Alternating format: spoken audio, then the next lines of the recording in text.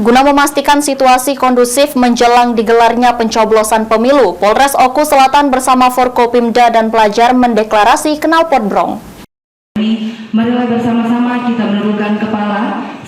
Deklarasi larangan menggunakan knalpot brong ini dilakukan menciptakan situasi wilayah tetap kondusif menjelang tahapan kampanye terbuka yang dimulai dari 21 Januari hingga 10 Februari 2024.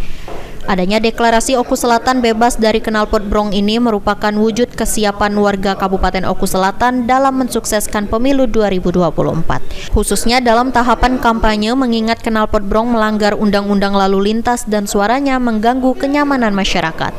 Selain itu, deklarasi Oku Selatan Zero Knalpot Brong ini juga salah satu upaya Satlantas Polres Oku Selatan dalam menciptakan keamanan dan ketertiban dalam berlalu lintas.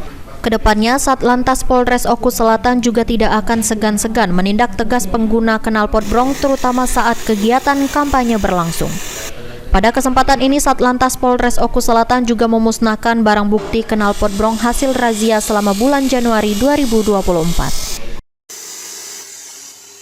Kita dari Oku Selatan melaksanakan deklarasi knalpot brong. Ya, ini sudah program nasional ya, sudah jadi atensi dari pimpinan.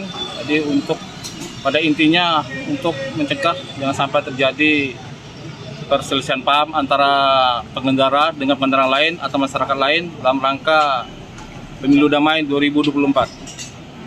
Setelah ini nanti apakah ada tindak lanjut ke lapangan atau seperti apa itu nanti, Pak? Ya, kita tetap ke lapangan. Cuman pada intinya kami memang tidak melakukan razia. Cuman pada saat anggota kita berada di lapangan ditemukan kendaraan brong ya ataupun tanpa plat, itu mungkin akan kita kasih peringatan, atau kalau memang tidak bisa lagi peringatan akan kita tindak secara aturan yang ada.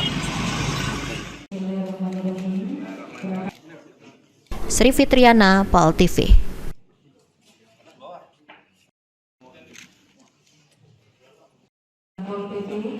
Ketua